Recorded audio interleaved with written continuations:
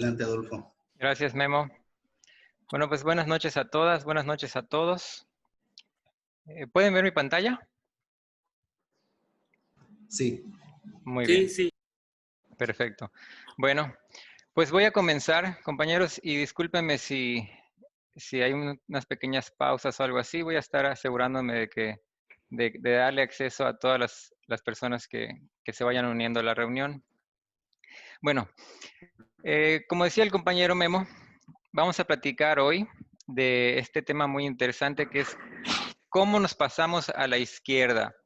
Hay gente que viene luchando en la izquierda desde toda la vida. Vemos algunos que no, que es algo más reciente. Yo voy a platicarles de mi experiencia y después vamos a tener un espacio un poquito más amplio de lo común, que son 2 minutos. Vamos a tener unos 4 o 5 minutos de participaciones para que varios podamos platicar de nuestra experiencia de cómo nos pasamos a la izquierda, cómo empezamos a la lucha. Y por favor, si tienen alguna... ahorita los micrófonos están bloqueados, pero si tienen alguna duda, yo creo que nos la podemos ir tomando así como vamos avanzando, no hay que esperar hasta el final. Así con mucho gusto me interrumpen y resolvemos dudas. Muy bien. Entonces, ¿de qué les voy a platicar? Esto lo dividí en varias partes, los antecedentes, aquí más o menos les voy a platicar de cómo era mi manera de pensar antes de pasarme a la izquierda. Después les voy a hablar de cómo inició mi cambio, que se inició al ver unos documentales, después a leer unos libros de Chomsky, y se fue desarrollando más con el conocimiento de Rafael Correa, que fue presidente de Ecuador. Después conocí la obra, la vida de Fidel Castro y de Che Guevara, con el que se profundizó más mi cambio. Y al final les voy a hablar un poquito de una experiencia que tuve en Cuba y de la experiencia que he tenido en Morena. Muy bien. Entonces, los antecedentes. ¿Cómo era yo hasta hace unos cuantos años? Me apena un poco decirlo, la verdad, pero yo era una persona con las siguientes características. Yo era alguien muy capitalista. ¿Qué quiere decir esto?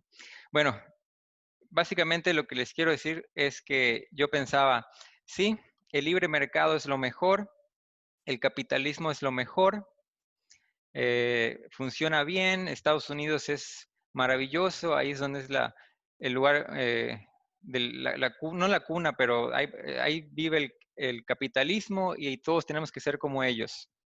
Así pensaba. Aspiracionista. ¿Esto qué quiere decir? Igual abarca mucho, ¿no? Pero yo era de pensar, sí, yo quiero escalar, ¿no? Quiero tener más dinero, ir escalando en posiciones sociales, voy a ser empresario, eh, ese tipo de cosas, ¿no? También era ambicioso. A mí me motivaba mucho el dinero. Me acuerdo que mi papá me lo celebraba mucho, ¿no? Me decía, sí, sí, sí, muy bien. Porque yo decía, papi, yo voy a ser muy rico, voy a tener mucho dinero, voy a ser millonario, voy a tener una fábrica de coches, me acuerdo que le comentaba. Ya hasta el nombre tenía, ¿no? Y me lo celebraban, él y todos. Pero así era. Era individualista, igual, con un concepto amplio, pero yo pensaba que sí, que tú tienes que ponerte a trabajar y ver por ti mismo, no preocuparse por la comunidad, por los demás. Si hay que ir dejando atrás a otras personas, no importa. También era machista, muy machista. Seguramente sigo siendo un poco, porque es algo difícil de sacudirse, ¿no? Pero era muy machista, ¿no? Pensaba cosas pues muy estándares de la posición de los hombres y las mujeres, que afortunadamente me he sacudido y me sigo sacudiendo. Y también era apolítico. Yo pensaba que la política era un asunto de los políticos exclusivamente. No me interesaba, pensaba, sí, los políticos son corruptos, no, no, no, no hay nada que hacer ahí. Y de ahí vengo. Como pueden ver, tenía muchas características, pues yo diría bastante negativas. Ahora, ¿cómo empezó mi cambio de la derecha a la izquierda? Yo me fui a vivir a Estados Unidos hace, hace como 8 años, 9 años, sí, como 9 o 10 tal vez. Y vivía solo. Y como vivía solo, no tenía ni familia, ni amigos, ni nada ahí, yo tenía mucho tiempo libre, como se podrán imaginar. Y en este tiempo libre yo empecé a leer, a ver muchos documentales. Y me acuerdo que me topé con estos dos documentales, Comandante y Al sur de la frontera, o South of the Border en inglés. Estos dos documentales son de Oliver Stone, un director bastante popular y famoso en Hollywood, pero como pueden ver igual tiene documentales, no solo películas famosas. Y en estos documentales me sacudieron el mundo, ¿no? ¿Por qué?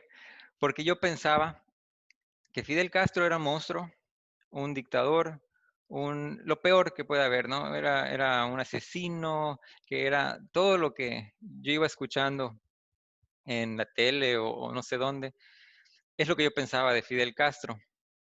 Y, y pensaba cosas similares de otros líderes en Sudamérica, Latinoamérica.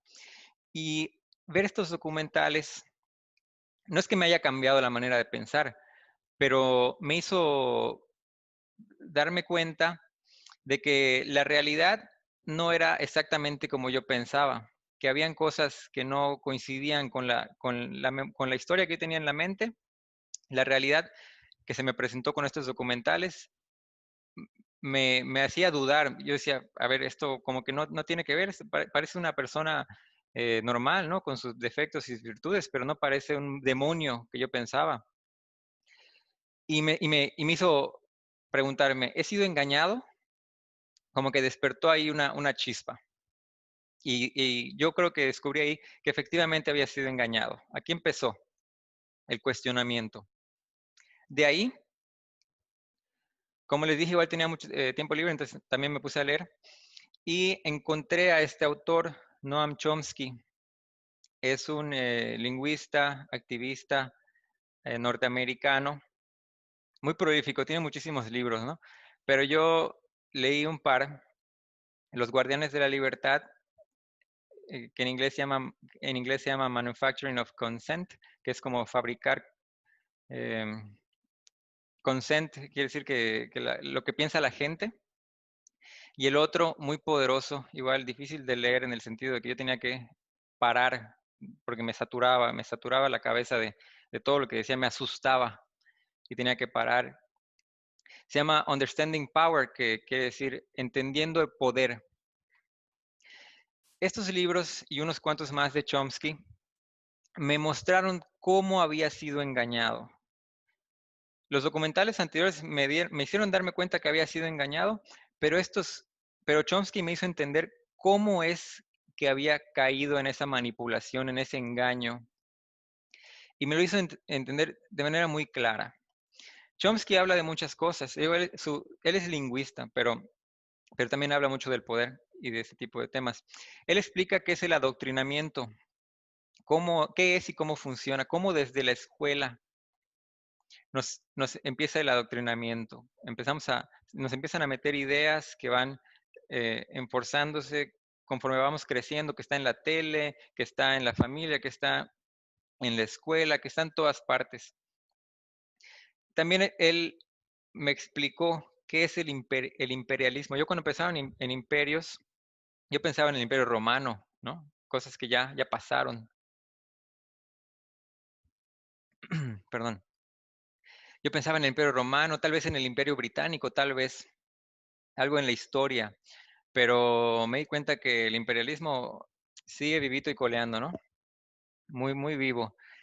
Entonces ahí aprende la historia y algo muy importante, la consistencia de los imperios, de cómo han actuado a través de la historia, oprimiendo otros pueblos, por qué son imperios, cómo han invadido, cómo han inferido en otros estados, en otras naciones, consistentemente a lo largo de la historia.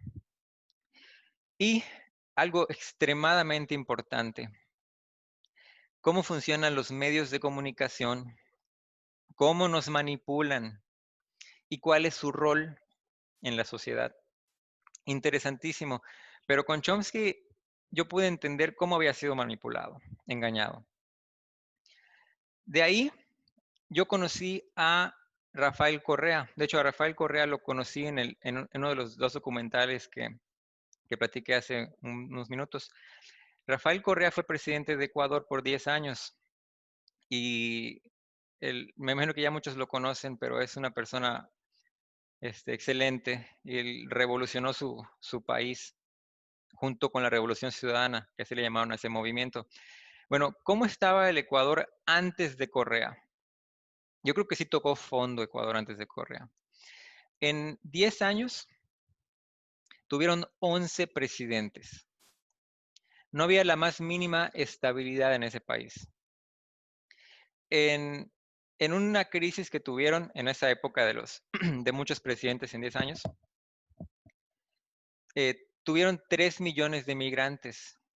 Esto quiere decir que no había una familia en Ecuador que no hubiera tenido una persona que haya salido del país. Una población de 12.4 millones en esa época, 3 millones se fueron. Esto representa, nosotros los mexicanos lo sabemos muy bien, porque hemos tenido muchos hermanos que han tenido que irse a buscar la vida a Estados Unidos y otras partes. Pero en Ecuador fue peor. ¿Por qué? Por el porcentaje de gente que se tuvo que ir. Esto, ¿qué causó? Se rompieron familias, el tejido social, algo muy, muy, muy terrible. Y con Correa y la Revolución Ciudadana se transformó el país. No me voy a poner a platicarles de todo lo que hizo Correa, porque no terminaría, pero igual le podemos platicar en otra ocasión, pero transformó el país. Y esto a mí me inspiró muchísimo. En esta época era la presidencia de, de Calderón, de Peña Nieto, y, y yo veía a México y yo pensaba, híjole, ¿cómo no pasa algo así en México, no? Yo veía que Correa inauguraba 3 escuelas del milenio y tantos hospitales de 500 camas y tales cosas, y yo decía, wow, ¿por qué no pasa eso en México, no? Y me pregunté, ¿será posible hacer esto en México?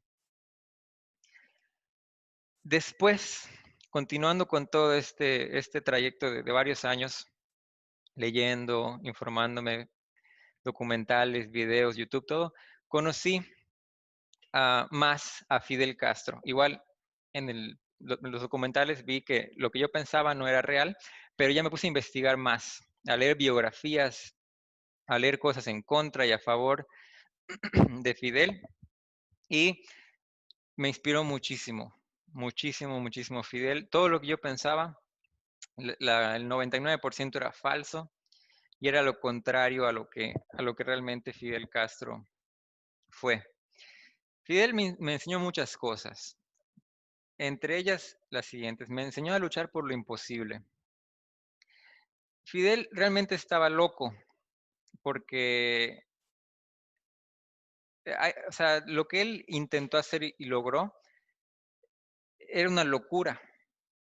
Él, hay unas anécdotas de él, muchas, ¿no? Que demuestran este tipo de cosas. Cuando él desembarca en Cuba, viniendo de México, desembarca en el Grama, le matan a la mayoría de los revolucionarios combatientes que venían con él, se llegan a juntar unos 6 que sobreviven con unos 3, 4 rifles, se llegan a juntar en la sierra y dice, ya ganamos, ya está, ya ganamos.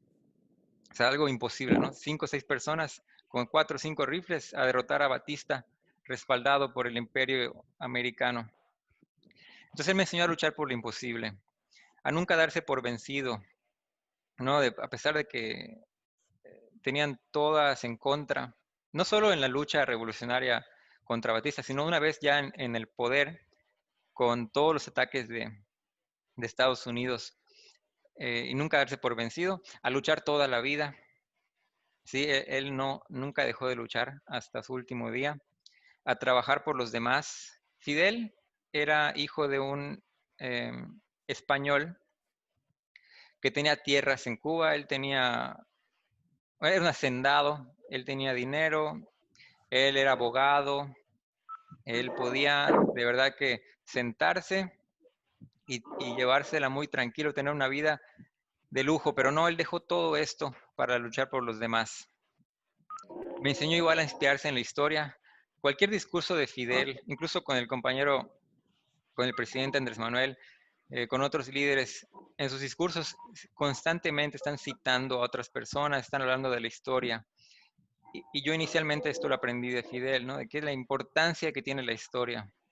Y como dice el presidente, no podemos saber a dónde vamos si no sabemos de dónde venimos. Y también Fidel me enseñó a luchar por principios. Siempre habla de que las ideas no mueren, los principios no mueren y que hay que luchar por ellos. Después de ahí empecé a estudiar, a aprender sobre el Che Guevara. A ver, permítame un segundo. Ya está. Ah, no, no está. Perdón, voy a poner silencio a los micrófonos. No, no me permite. Si el compañero Pedro Baselis pudiera poner en mute su micrófono, se lo agradecería mucho. Bueno, continúo. El Che Guevara.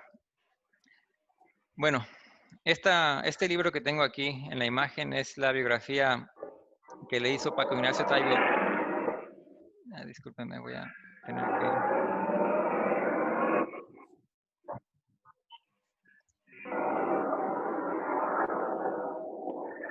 No, no me deja. Ahora sí, ya me dejó. ¿Me siguen escuchando, compañeros? Si alguien puede poner en el chat o en las cámaras. ¿Sí me escuchan? Sí, Sí, muy sí, bien. sí. Sí. Gracias. Sí, estás bien. Gracias, gracias. Bueno, Che Guevara. El Che Guevara para mí es una inspiración como pocas otras. Esta biografía, les digo, es la de Paco Ignacio Taibo II. Para los que no hayan tenido oportunidad de leerla, híjole, la recomiendo ampliamente. Ernesto Guevara, también conocido como el Che, es un libro así, pero que se lee, o sea, híjole, yo no podía parar. Yo no, en el baño, en el sofá, en el trabajo, en donde sea, en el camión, leyendo el Che Guevara. Me inspiró muchísimo el Che. Me enseñó la consecuencia, ¿no? De que no solo, yo me la pasaba, yo vivía en Estados Unidos, en Chicago, en esta época, y cuando, lo peor, ¿no? Aquí Peña Nieto en México, eh, los asesinatos, las violaciones de derechos humanos, híjole, la privatización del petróleo, y yo me la pasaba diciendo a mis amigos de México, no, no, es que está mal, hay que hacer algo, y puro hablar y hablar, y yo no hacía nada. Y el Che me enseñó que no hay que ponerse nada más a hablar. A ver, el compañero Ernesto, tocayo del Che, adelante. Hola, buenas noches. Buenas noches a todos, compañeros. Pues realmente, como había dicho el compañero, pues es decir, por qué estamos en Morena? ¿Por qué somos de izquierda? ¿Qué fue lo que nos motivó Ah, para compañero estar? Ernesto, Mande. ¿le parece si concluyo y después le Ah, doy para que usted perdón, dé su experiencia? sí, pensé que me diste la palabra. Sí, sí, sí, sí se la di, pero pensé que era para una duda, pero me parece que usted va a hacer su comentario de, Sí, sí, era un comentario. Sí. este, Espero entonces. porfa, sí, nada más, aquí ya estoy a punto de terminar y ya le doy la palabra primero a usted, nos Claro que relata sí. su experiencia y nos vamos con los compañeros más. ¿Le parece bien? Claro que sí, claro que sí. Muchas gracias, Ernesto. Puede dejar su mano levantada ahí para que no se me vaya a pasar. Ok, entonces la consecuencia, no solo hablar, sino que actuar, que el Che no podía dejar de actuar, él era un hombre de acción. Me enseñó sobre la integridad moral. El Che de verdad que o sea, él no se doblaba, no doblaba sus principios. Liderar con el ejemplo. Hay una anécdota en esta biografía de Paco Ignacio Taibo, en el que Che, una persona con problemas serios de asma, pero serios, o sea, él tuvo asma toda la vida. Su familia, cuando él era niño, tuvo que moverse a diferentes partes de Argentina por el asma tan terrible que tenía el Che. Y en la guerrilla, luchando por la, pues, digamos, liberación de Cuba, básicamente, en la Sierra Maestra, él con el asma y todo, cargando sus cosas, siempre lidiando con el ejemplo. Una vez le ofrecieron un caballito para que se suba y pueda llegar. Dice, no, no, yo camino como todos. Era de verdad impresionante el Che. Me enseñó a ser revolucionario y, como ya comenté, acciones, no palabras. Aprendí muchísimo del Che y sigo aprendiendo. Aquí yo moría, yo después de aprender tanto de Fidel, del Che, de Cuba, yo moría de ganas de ir a Cuba a visitar. Y tuve la oportunidad de ir con mi esposa en el 2017 y ahí sí me radicalicé. ¿Por qué? Bueno, vamos a ver cómo estaba Cuba antes de la revolución y cómo está Cuba hoy. Cuba tiene problemas, eso nadie lo puede negar. Y podríamos discutir por qué tiene problemas Cuba, pero vamos a ver esta información. Antes de la revolución, 57% de analfabetismo, 60 por cada 1000 de mortalidad infantil. Algo terrible, ¿no? Mortalidad infantil, pocas cosas son peores que esas. Había un médico por casi cada 1000 habitantes y la esperanza de vida era 62 años. No estamos hablando de La Habana. La Habana es la ciudad rica, ya saben. Pero en Cuba, en los poblados, digamos, en la zona rural, era terrible la situación para los cubanos. ¿Y cómo está ahora? El analfabetismo básicamente no existe en Cuba. Y eso desde el inicio de la revolución fue una prioridad. La mortalidad infantil es de 4.4 por cada 1000. Bueno, ¿esto qué significa, no? Fíjense la mortalidad infantil en Estados Unidos, el imperio más poderoso, el país más rico del mundo, 5.7. Cuba, una pequeña isla pobre, sin recursos, bloqueada, tiene 4.4. México, nuestro país, tiene 11.3. Para que veamos, para que tengamos perspectiva. Un médico por cada 133 habitantes. Impresionante. Es uno de los países con más médicos del mundo. Pero no solo eso, los mandan a todo el mundo a ayudar.